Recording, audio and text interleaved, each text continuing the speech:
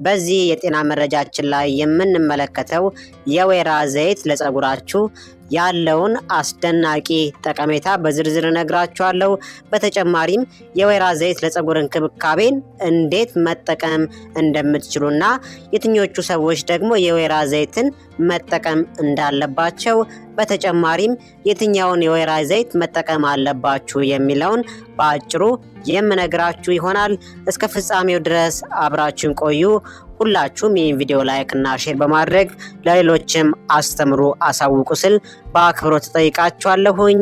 የወይራ ዘይት ወይንም ደግሞ ኦሊቭ ኦይል ለፀጉራችሁ እጅግ በጣም በርካታ ጠቀሜታዎች አሉት። እንደ ኮንዲሽነር ሰዎች ለብዙ ሺህ ዓመታት የወይራ ዘይትን ለፀጉር እንክብካቤ ሲጠቀሙ ቆይተዋል።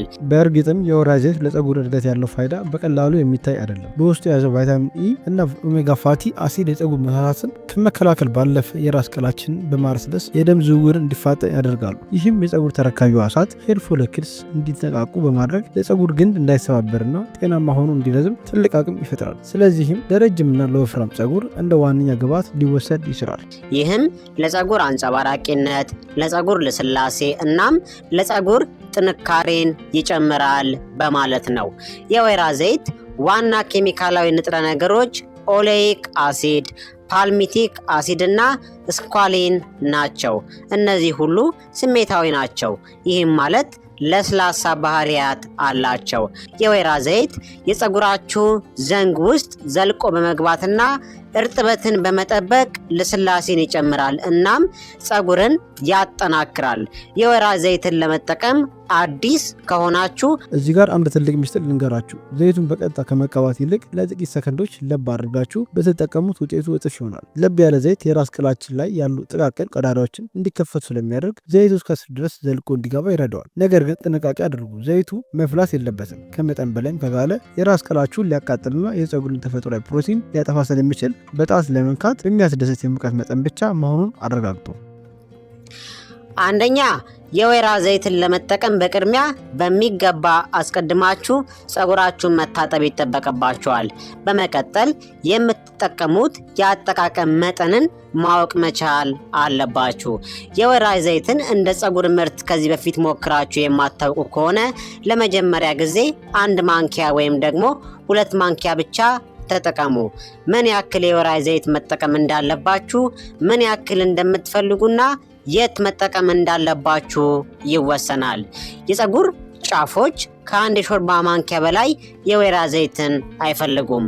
መላው ጭንቅላታችሁን ደግሞ የምትቀቡ ከሆነ ቢያንስ 1/4 ኩባያ የወይራ ዘይት ያስፈልጋችኋል።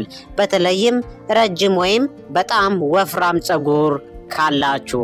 ሁለተኛ ደግሞ የወይራ ዘይትን በፀጉራችሁ ላይ ካደረጋችሁ በኋላ ዘይቱን ለጥቂት ደቂቃዎች በፀጉራችሁ ውስጥ በደንብ ማሸት መቻል ይጠበቅባችኋል። እንዲሁም ደረቅ የራስ ቆዳ ካላችሁ ወደ ጭንቅላታችሁ ማሸት አለባችሁ። በፀጉራችሁ ላይ ዘላቂና ውጤታማ ለውጥ ለማግኘት በሳምንት 1 ጊዜ ወይም 2 ጊዜ ለመጠቀም ሞክሩ። አንዳንድ የፀጉር አይነቶች ዘይት ከሌሎች ይልቅ ረዘም ላለ ጊዜ ይይዛሉ። ሰውነታችሁ በተፈጥሮ ከፀጉር ከረጢቶች ጋር በተያያዘ እጢዎች በኩል ዘይትን በራሱ ያመርታል። እናም ይህ ዘይት ከተጠቀጠቀ ወይም ከተጠቀለለ ፀጉር ይልቅ ወደ ቀጭንና ቀጥ ያለ ፀጉር በፍጥነት ይጓዛል።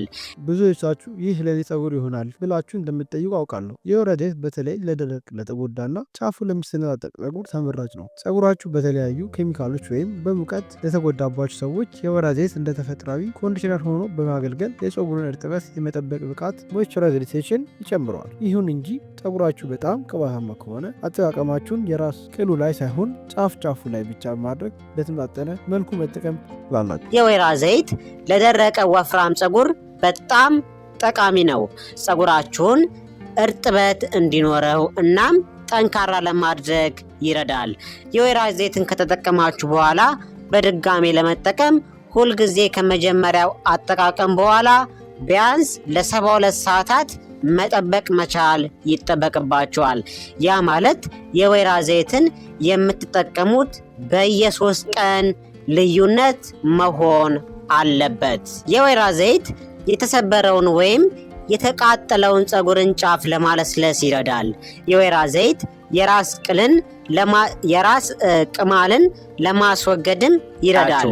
ነገር ግን የወይራ ዘይትን ደግሞ የትኛውን የወይራ ዘይት ልጠቀም ብላችሁ የምታስቡ ከሆነ በገበያ ላይ እጅግ በጣም በርካታ የወይራ ዘይት ምርቶች አሉ።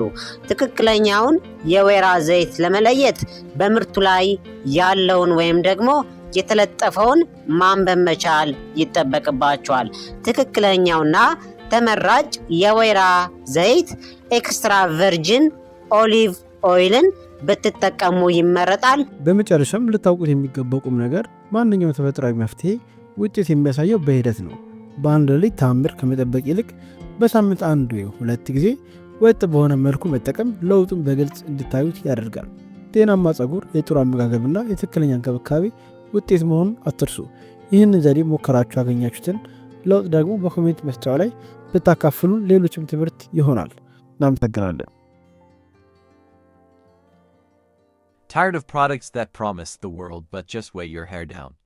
What if I told you the secret to unlocking your hair's full potential has been in nature all along? We're talking about pure, natural oils, the kind your hair is literally thirsty for. Forget those complicated chemical concoctions. Today, we're going back to basics to discover how simple, natural ingredients can completely transform your hair from the inside out. Let's get into the science of it, because it's actually pretty amazing.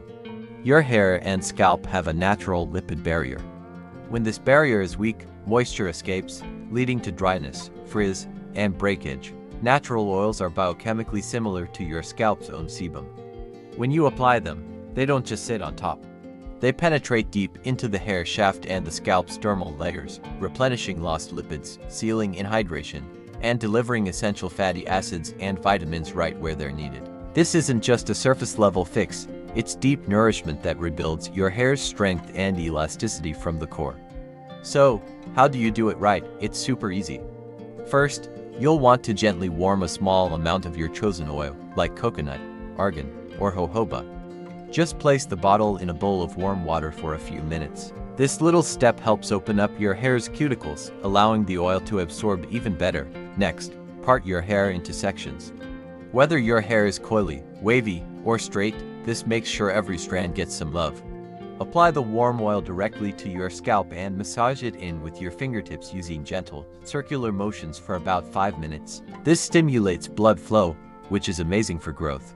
Then, work the remaining oil down the lengths of your hair to the very ends. Now for the most important part, consistency. This isn't a one-time miracle treatment. Think of it like watering a plant. For the best results, make this oil massage a part of your routine twice a week. You can leave it in for an hour before you wash, or even overnight for a deep conditioning treatment. Over a few weeks, you'll notice less shedding, incredible softness, and a natural shine that no salon silicone can replicate. It's proof that sometimes, the simplest approach is the most powerful. Give it a try and watch your hair thrive like never before. Thanks for watching, and don't forget to subscribe for more natural hair care secrets.